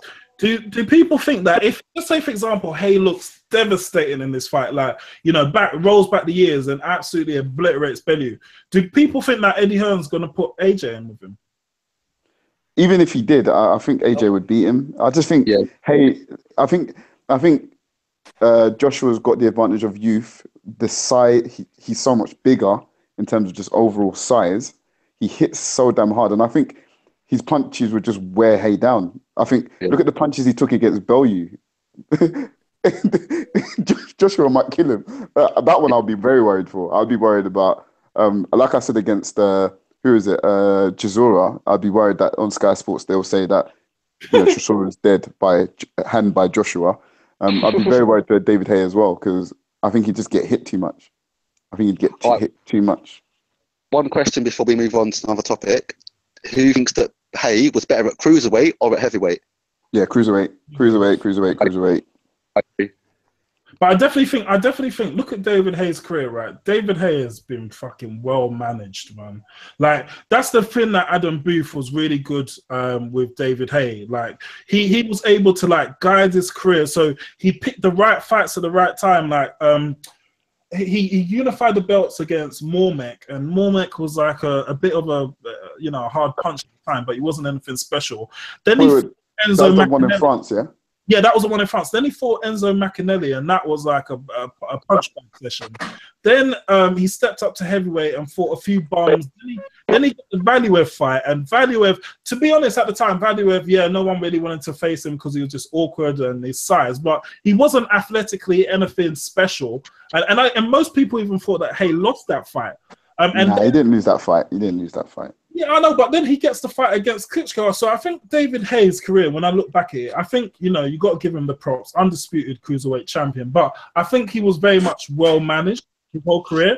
And when he got the fight against Klitschko, well, we don't need to talk about the excuses he made, but I just don't, like, for me... He's towed it. remember, it's not someone that I think, he's a great British boxing great. I just think I don't know. He's just a pretty boy who's been well matched and athletically gifted. I don't see anything special, but yeah, let's move on from that. Next topics. Speaking of heavyweights, wanted to cover. Obviously, we've got the kind of Wilder Ortiz drug situation, but I wanted to kind of leap over that and get into the Dillian Whyte news. So I don't know if you guys have seen it. I'll let Toby do the intro on it because he shared the news earlier. But apparently, our man Dillian Whyte, who we know our friend Emmanuel is a massive fan of. Emmanuel's now dropped off the podcast, guys. So I just wanted to let you know that he had to go and run. But we all know Emmanuel's obviously best of friends with man like Dillian Whyte. Do you know what I mean? The whole Brixton connection. But the news that Dillian Whyte will be facing the great big Robert Helenius. I just wanted to firstly pass back to Toby just to get your thoughts on that, and then just hear if anyone thinks that's a fight worthy of really talking about. With Helenius, I'll be honest, I've actually seen him fight, so I really can't really say much about him. With regards to Dillian Whyte, I don't know. I expect a lot from him, innit, because of that AJ fight. I was really impressed with that fight. I'll be honest, I haven't been impressed with the fights after that. It seems like he's changing a lot of things. So I still think he's trying to find himself as a boxer and see what works for him. So hopefully in this fight, he sees what works for him and he can reach that potential that we saw in that AJ fight. You know what I mean? What are you saying about this fight, Idris? And AO, throwing it out there. Again, I don't really know the guy he's fighting, so that's a bit disappointing. I do like Dillian Whyte and his persona. Let me not say his persona. I don't like his persona. I like his attitude towards fighting and wanting to fight anyone and everyone. I think when a fighter is on that level, on that mental level, and he just wants to fight, eventually he will get a break. I think Dillian Whyte's not a great boxer. He's not. His fights are very interesting because there's always a lot of action, but sometimes a bit too much smothering going on. He still needs to work in his conditioning a bit more. He'll probably win this fight. Again, I don't know the guy he's fighting, so let me be honest on that. But I think hopefully going forward he gets a break and he gets to fight someone decent. And I think he might be one of those guys who gets himself really up for big fights. Because against AJ, that's his best performance to date. Granted, he lost devastatingly, but that was his best performance to date. And maybe he's that type of fighter who gets himself up for the big nights. And hopefully he wins this and then goes on to bigger and better things. What are you saying, AO? What I'm saying about my opinion is I don't know much about Robert Helenius, but what I do know is that he stopped. Well, he beat Chisora anyway, quite controversially and everything like that, which wasn't too long ago. I honestly feel what I feel about Dillian Whyte is I feel like he's if you put it into football context, I feel like he's a good player, but he doesn't know his best position. And if you sort of flip that over into boxing, it's like he's good, but he's trying to reinvent himself. It's like he's trying to try too many things at once. Where he should, well, I think he needs to sort of hone back what he started as, and that was, you know, at the point of the AJ fight, it was a bit raw, a bit, you know, unpredictable, and I think that was good for him. You can't teach an old dog new tricks, and he's been in the game for quite some time. He's not no spring chicken. So all of this trying to reinvent himself, trying to be a slippery, elusive fighter, it ain't gonna work. And you know, he'll beat the guy and everything, and then he'll probably go on to bigger and better things. But, you know, Eddie Hearn is using him just to make a little bit of money out of him. He gets beaten and he just throws him to the wayside, just like how we did Ortiz. And that's what I got to say. You know what's funny? Do you remember when the kind of Chisora build-up with Dillian Whyte, and he said that Chisora called him an old donkey that Eddie Hearn was just riding. I think that was the start of the little beef they had. That was a funny analogy, because he basically said that you're like a spare tire, like in Matchroom. Like basically AJ's at the front, then you got, who did he say? Then you got Kell Brook and someone else, and then like Dillian Whyte's in the back like a spare tire, like just not wanted. But yeah, I mean, Helenius, I mean, I haven't watched too much of it. I've watched him, obviously a big Finnish guy, limited skill. Yeah, I mean, there's not really much to say about him, and I think Dillian Whyte probably beats him. But I feel that Dillian Whyte definitely needs a big fight, whether that's against a Wilder. Don't really want to see the Joshua rematch. And I think AL, you hit the nail on the head that Whyte pre-Anthony Joshua fight, I believe he was a lot better. I feel like his career's gone backwards now. He's trying to like box this new boxing style. I don't think it suits him. I don't think he's got the skills. I think he's a brawler. He's a natural brawler, and it works for him. Yeah, it works for him. I thought it worked for him, that kind of raw Jamaican style that was just, you know, just go out there and windmill guys. And I think now he's trying to fight. I mean, I thought he lost against Chisora. I actually think the Chisora fight's probably the best fight out there for him.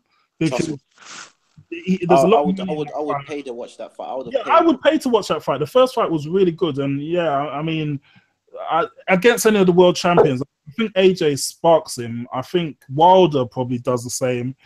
Him against Parker, probably got a slight chance, but I mean, yeah, not that impressive, Dylan, if I'm honest. But just continuing the theme of the heavyweights. Obviously, since we've last been on, we've had the whole Wilder Ortiz kind of drug situation.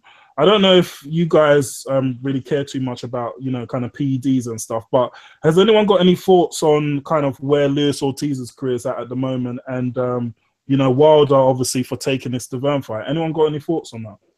I want to touch on this because I always like the drugs topics because of being an athlete and stuff like that. The first thing about Ortiz and his career, I believe his career is probably over. He's 38 years old. By the time he comes back from the ban, AJ would be too strong in his prime. I think Wilder beats him all day, every week, so he couldn't fight him when he comes back. With performance enhancing drugs, I believe at the top level in pretty much every sport, I've said this a million times, I think guys are always taking drugs, and what it is, these guys are the cash cows of the sport, so they're protected. So right now, AJ is the cash cow of boxing, and I'm not going to say he's on drugs, but I'm going to say he's probably taken. There's a chance he is. I don't want to say it, but I think there's a chance he is, and he'll be protected. And I think Ortiz is he's washed up. No one really cares about him, and if he gets caught with something, they're just going to expose him. And I think he was an idiot. Can I just quickly ask: has he definitely been caught with taking PEDs? Yeah. So jump in. So how I understand it, he was taking drugs that were on the prohibited list. So he said that they were drugs that were helping him with his blood pressure. They were on the ban list because obviously they've got some sort of nasty side effect. Mm-hmm. But yeah, his team said, oh, they just forgot to mention it. But a lot of people are saying, look, Luis Ortiz, I think he's failed 2 drugs tests previously. And a lot of people are just saying, look, this is dodgy stuff, mate. He's on the juice. But yeah, I completely agree with you. I just think that Ortiz, you know, what a wasted opportunity, man. It's just a joke. Because I was thinking to myself, like, he's been banned twice, but I think quite similar to Mo Farah. He takes this is why Asthma they were pump. trying to expose Mo Farah, but I think he takes a certain drug that is banned, but because of a medical condition he has to take it. So he gets a sort of a suspension, or they use their discretion against it, whatever they say. So I don't know if that's the same case for Ortiz or anything. That's what I was understanding, but I might be wrong. Hello? Yeah, here. Sorry, my mic just went mute. But yeah, no, I agree. I just think that Ortiz's career is finished now, and he's not even relevant in the conversation anymore. But moving on more to the focus on Deontay Wilder. So I think Wilder's been a bit unlucky because he obviously had the fight against Povetkin, and then Povetkin was found to be juiced to the gills. He was taking fucking everything under the sun, mate, and didn't get that fight. And then obviously now the Ortiz fight has fallen through because of drugs, and he's kind of landed with a shitty fight with Stavern. I mean, what's I'm just throwing this out there. What's the thoughts of the guys on where Wilder goes next? I mean, surely this guy needs a big fight, man. He can't be fighting any more tomato cans. He turned down apparently a lot of money to fight Dillian Whyte. And Yeah, $3 million or something. $3 million, yeah. That would have been a good fight. So I don't understand that. There's fights out there for him, but I don't know. I think he's got a management. Play the pacing game at the moment. Well, there's not a big fight out there for him. So I think moment once he gets past there, he's just got to play the waiting game. Yeah, he's just got to go and fight Joshua. I think next year get that fight on. But actually, did you guys see that comment? There was a big thing about it, actually. I think it was last week when Joshua said that he might not be ready for. He actually said it. He might not be ready for Joshua for Wilder until 2019 or 2020. Have you not seen it? I think I heard Wilder was having a rant like this week. Yeah, Wilder lost his mind. Wilder lost his mind. Waiting for him to get too old. Yeah. Wilder lost he absolutely went in. He went berserk. He was cussing and saying, "So you're pretty much waiting for me to get old." And then he said something about, "You don't know, black don't crack." Yeah, it was funny. It was but he proper went in, and I was so shocked to see this that Josh in an interview he was saying it was really bad. I don't know if I'll be ready to fight until 2019, 2020. In my head, I was thinking next year. You're talking about 2-3 years. You said that? Joshua said it. Oh, really? Yeah, Joshua said it. I'm thinking that the fight would actually happen in 2018. Yeah, that's what I'm saying. Really gonna fight apart from, but I guess it's also a business, isn't it? So I would understand fully if he didn't, but you know what I mean. Maybe he wants them to build up. Like at the end of the day, it's a business, isn't it? Like you want to beat the big names, but at the same time, you want to make it as easy as possible. You know what I mean? So, but at the same time, I guess age is on AJ's side. He's only gonna get better. But at the same time, you can postpone it to 2019 or 2018. That doesn't necessarily mean that Wilder's not going to be any better than he is now. You know what I mean? So we'll see. I do think Joshua's got a good chance, even if they fought next year. I think his chances increase with years. I think his chances Wilder's increase. armor is not very defensive when he's attacking. Like there's no defense at all. So for a counter puncher, I think he'll be there like their stream, isn't it?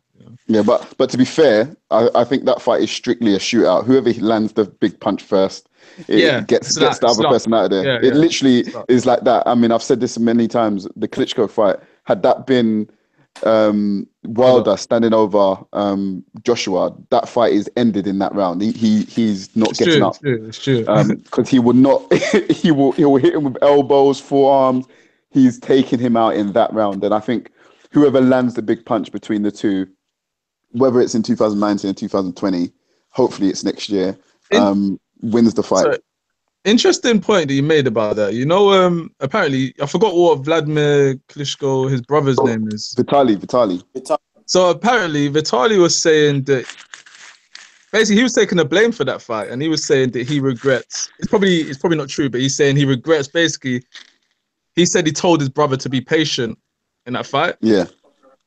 And that's why his brother kind of took a step back and didn't finish off No, that's rubbish. AJ when he had a chance. That's rubbish. So yeah, I don't believe that's true. I think he's just it's probably just hearsay. But yeah, because when you've knocked a guy down, you know, he's vulnerable. You've just knocked him down. I know. I just found it very strange when I was seeing that fight. I was like, why are you going? Obviously, I was just thinking he was tired. In my opinion, I thought he didn't have the energy to finish him off. Like I just don't understand why he was being so patient. But let me not go off topic. But guys, then where does that leave Tyson Fury? Apparently, he's not going to be asking the British Border Control for a license, and he's trying to say now that he won 3 fights in 2018. So where does that leave him? I'll take that with a pinch of salt, mate. He is so far off. One minute he's retiring, then he's boxing, then he's retiring. He doesn't know what he's doing. Listen, he's confused. He should hang out with Desperate David. I want to talk about Tyson Fury. I mean, he's a good boxer. Tyson Fury, David, and wake up their own. I even think if Tyson Fury actually came back, he won't even be the same fighter that he was, to be honest with you, the way he's let himself. No, I think him and the Hayfaker should hang out. Then do like Hayfaker. I think he'd beat Hay. I think two hang out in the same club anyway. What's that, Idris? Moving on. I think Fury would beat Hay. Will be who? Hay, David Hay. Oh, okay.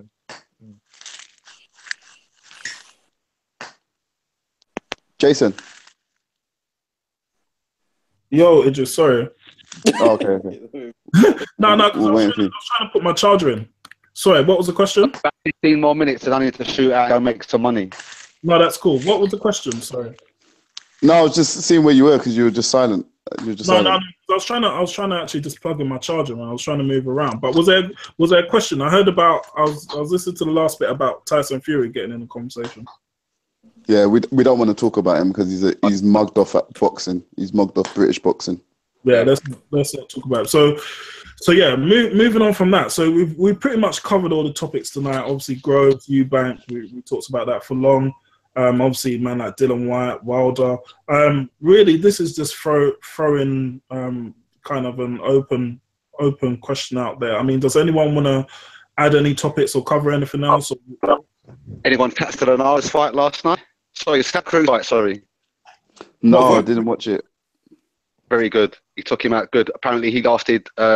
Frampton got the same guy in 5 rounds, but obviously Santa Cruz took him out a bit longer. But they're going to try and line up a super fight for next year. But yeah, he looked convincing, Theo. That's Abner. It was Abner Mares, right? Yeah. Yeah, he's ranked like number 5, isn't he? Yeah, that was a good win, man. Yeah, it was a very good win. Yeah, considering Frampton took him out inside 5 and he was desperate. I mean, I think round 4, round 5, there was per standing toe-to-toe. Just whoever landed the best combination, they were just proper going at it, landing big punches. But Santa Cruz just come out on top. But yeah, it was a good fight. If you get the chance to catch it. Yeah, I'll probably watch a replay on that one. I totally forgot about that card because I set my alarm to catch the obviously the Charlo Lubin card. But yeah, totally forgot about that. But we'll catch up. I really wanted to see Santa Cruz face Frampton in the 3rd fight. I thought Frampton had his number in the 1st fight, and then I think Santa Cruz kind of made the necessary adjustment 2nd fight. But I wanted to see him have the trilogy, kind of Barrera, Morales kind of trilogy, or Pacquiao Morales. But yeah, Santa Cruz, we didn't want that work, or I don't know. But no, credit to Santa Cruz. Yeah, so there was that part. I mean, was there any other topics? I don't think I've got anything else. I think we had British biggest stars in British boxing. I think. So let's just round off with this. So, this topic for the viewers, for the millions of viewers out there, still, pretty much came off the back of a conversation we're having in our group about who's the biggest star in British boxing, which we could all pretty much agree was Anthony Joshua. But then it's like, okay, so what's the top 3? And obviously it's based on a number of things. Obviously resume, are they a champion or not? Kind of public perception. Are they a big draw? Are they a ticket seller? I said Carl Frampton, I thought was the kind of 2nd biggest fighter in British boxing. I mean, throwing it out there, who you guys picking as, the kind of 2nd and 3rd biggest stars? I know someone mentioned... After Anthony Joshua, I think it's Kell Brook. Yeah. Same. Do you think it's Kell Brooks still, though? I mean, Kell Brooks coming off the back of 2 quite heavy losses. Yeah, Frampton came out of a loss as well, no? Against that Santa Cruz guy. True. Not 2 losses, but yeah. True, he did, but I don't know. Because the thing for me, Kell Brooks wasn't a massive ticket seller before, you know, the kind of Golovkin fight or the Spence fight. I don't think he's not a massive name in British boxing. Whereas you see Frampton, like he's got like a whole fucking country behind him. Like, you know, Northern Ireland is just like behind him, and they just, you know, they're always rooting for him. That's why I didn't kind of rate that high. And this conversation was really born off going back to our original topic on Eubank Jr. I think I said to you, Idris, that if Eubank Jr. wins that fight against Groves and wins the tournament, for me, he's the second biggest star in British boxing after Anthony Joshua. But Jace, do you mean that as in like potential up and coming, or at the moment now established fighter? Established fighter. So okay. I'll probably say Kell. No, I'll probably say Frampton, then Kell. I'll probably put Frampton number 2 because Frampton's exciting, and like I said, with the third potential, the third fight with Santa Cruz, and he has no world champion already. I'll probably say Frampton number 2 at the moment. Who would you pick? I'm gonna throw it out there. And I don't think a lot of people. I don't think any of you lot will agree. But I obviously Anthony Joshua, that's bait. But I think Amir Khan. I'm sorry if you're talking about. That's a good point, you know. Based on what you said with resume, and you know, obviously achievements in boxing. If you're putting out the factors of what we're judging it by, then I would say Amir Khan's right up there. Sorry. I'd agree with that. But I think at this current time, I think Kell Brook is a bigger name. I think Khan has been out for so long that naturally, you know, his tier has gone down in terms of his selling factor comparison to Kell Brook. I agree with that. His stock is devaluing, but I just think of all the fights, like I know he's lost a few times now, but I mean the level of opposition he's been in, and he's always in an exciting fight as well. I still think that even though Brooks, do you know why he's 2 losses and him, I still think that's a massive Wembley fight if Amir Khan. Yeah. I mean, I still think he's still a big draw. Yeah, he's a big draw because sometimes I'm not even sure if he still fights anymore. Like I just see him doing other things, innit? You know what I mean? So I don't really include him right now. Yeah, I say he's a big draw because he always gets knocked out in spectacular fashion. Come on, if you look at all the British guys, yeah, exactly. If you look at apart from George Groves, if you look at all the British fighters, he gets knocked out he doesn't just get knocked out, he gets knocked out in spectacular. It's like this man's not waking up till next week. He gets knocked out so badly. I think I've entered the Hall of Fame most destructive receivers knockouts.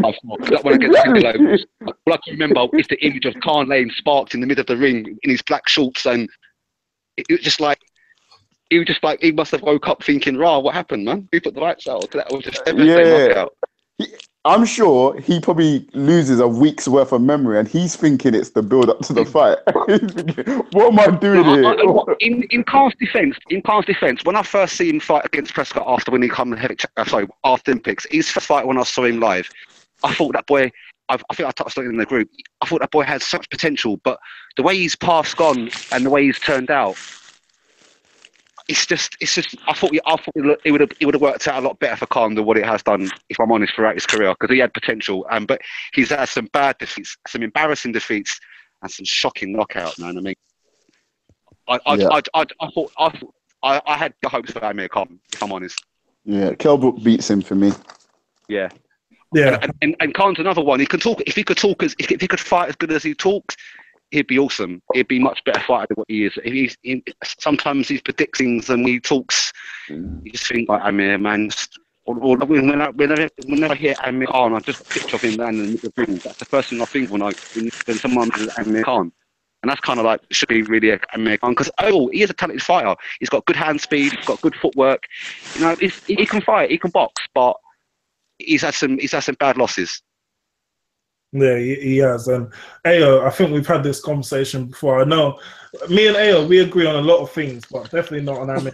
I mean, this guy, I can't stand him, man. From him using Twitter to air his family life out to, you know, him trying to command a Mayweather fight for 2 years. Yeah, I just can't stand him. No respect, man. Yeah, no respect. No respect.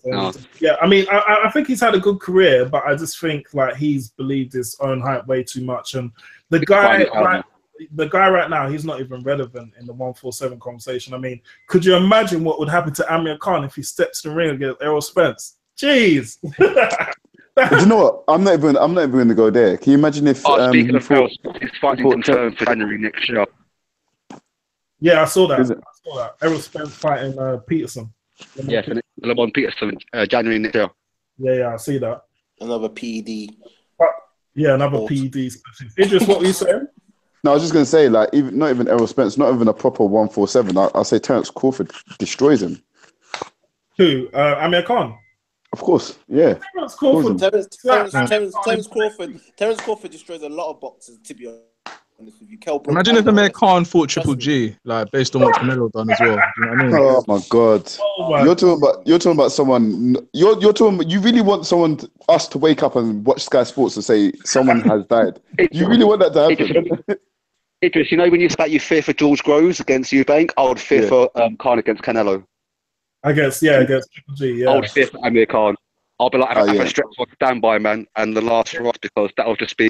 You guys didn't see what I actually done there as well. Like Idris, I just caught you out here because I basically snuck in that little Triple G thing. You just said that you wouldn't want to see or hear someone has died.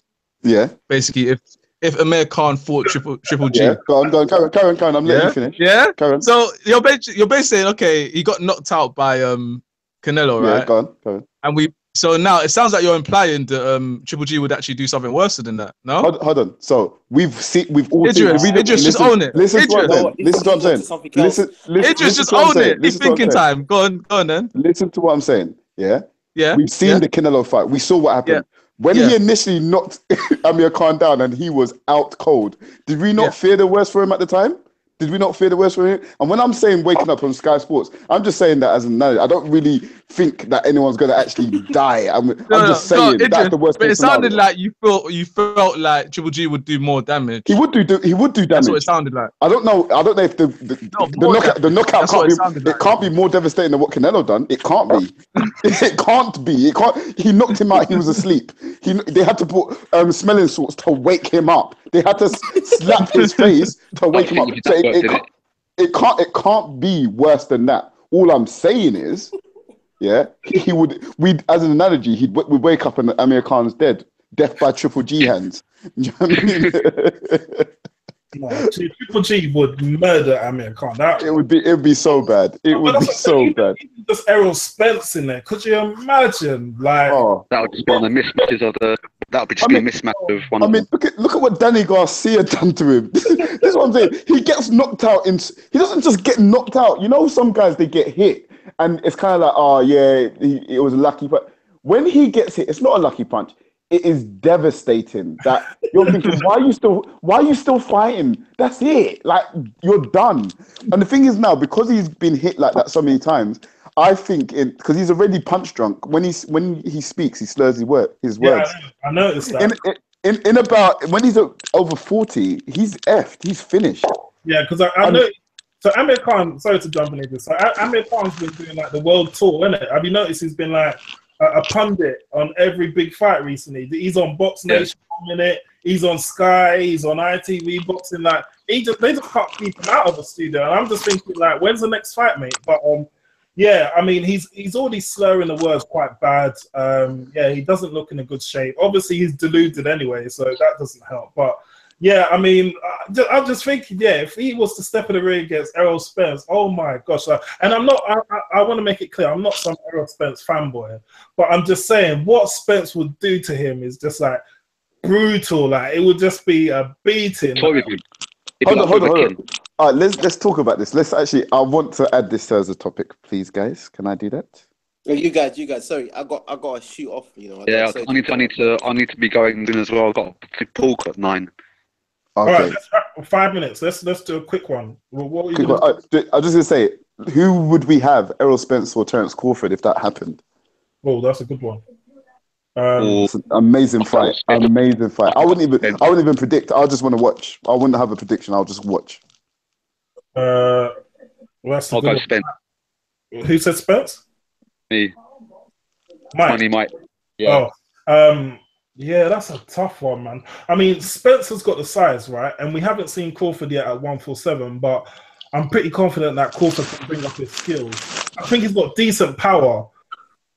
Oh, that's a hard fight, man. I wouldn't want to pick. You know what? I'll probably edge with Crawford if I'm honest, and that's based off the fact that I feel that Brook was doing okay until kind of round 6 to 9 where Spence put the pressure on. But I feel that Crawford's a much better boxer than Brook, and I think Crawford would be able to show him different looks. I would pick Terence Crawford just to shade it. One question I wanted to add, because I know everyone's got to kind of scoot off, but one thing I wanted to throw in: did you guys see? So we were talking off air before we joined the podcast, and basically some guy on Twitter got really butthurt because I posted. Now he got hurt, man. I don't he must have been Freeman's barber or something. I don't know who the fuck the guy was. I don't even know the youth, but he came on Twitter and basically said, I posted a video basically saying Furman's talking like a duck, and he came on saying, oh, how can you do this and all this and posting this and that. But did you see last night? I don't know if you man caught the video or saw any snippets of it, but Spence, Wilder, and Furman were part of the PBC panel, and Furman got asked a question. So I see the video this morning. So Furman got asked a question again on, what's going on? Like, you take the Spence fight. Man gave some political answer about fucking. He has the power or something. Yeah, no. Idris, he went off on tangent. He was talking about championship fights, championship fighters. Basically, he ducked the question but went around, and I'm just thinking. Furman don't want that work, man. He doesn't want that work, man. Honestly, that was my. Yeah, I agree. I'd go with Spence against Furman. I'd go with Spence. Yeah. I think Spence beats him, man. Do you know what? I think Brook pre Triple G fight beats Furman as well. So the Brook that we saw against Porter would beat Furman. In my opinion, I don't think Furman's as good. I know Furman's consistent, but I don't think he's as good as people think. But yeah, I just wanted to throw that out there. But check that video out. I think it's like a press conference, and they asked Spence, like, "Do you want to fight?" And Spence is like, "Yeah, I'll have the fight any day." And then they asked Furman, and he was talking about cows in the field, fucking astronauts, moons, stars, everything. But he was just ducking, man. So. Yeah, check that out. But I guess that's pretty much it then, because I know everyone's got to shoot off. It was a good one this week, man. It was a good one. I feel we covered a lot, and yeah, definitely gonna look that money Idris off the back of that Groves Eubank. Bro. So I'm letting you know. We can cash out. Yeah, we can cash out. We can confirm that bet near the time. Yeah. 100%. So you can cash out, yeah. He's got time to speak to this. He needs to wipe his options, man. Is he going to lose out on the money? No, now. So I'm just. But Jace, remember the little side bet for the knockout as well. You know what I mean. You're saying that you reckon that Grove's got the power when you see Grove knocking him out, man. So I'm feeling a little side bet on a knockout, brother, as well, mate. Yeah. So I mean, just to clarify for you, Jason. Yeah, just so you know, Mike, you can do what you want with Jason, your money from Jason. But what I'm saying is. Right now, I'm giving you a cash out of £30, but every month, because it will be coming to January, it goes up £5. So next month, November 35, December 40, and then January 45. So you got to make a decision, yeah. Okay, Jace. One more thing. Yeah, I'm gonna win the pool comp tonight. It's like a £500 like first prize. That's in the bag already. So so you've got at least a bit of time, and I mean, whatever stakes you want to raise, I'll bet 500 and play money. So it's up to you, man. No, I'm confident. Yeah, man. I'm confident. I got A on my side now, so I know I'm not talking. Yeah, trust me. No, but sometimes crazy people they roll together, innit? So. Yeah. No, I'm gonna look forward to that. But no, thanks guys, obviously for joining the pod again. It was a good one. Second one. Hopefully we can get some more subscribers and more likes. for all those viewers out there, please like the channel, like the podcast, subscribe, just do what you need to do. Follow me on Twitter at BusyBee Boxing. Just keep locked in. But thanks for everyone for tuning in, and thanks to guys for joining the panel tonight. Cheers, Nice guys. one. Peace A out. good one. Guys. Peace, man. Later. Bye-bye. Yeah. Bye.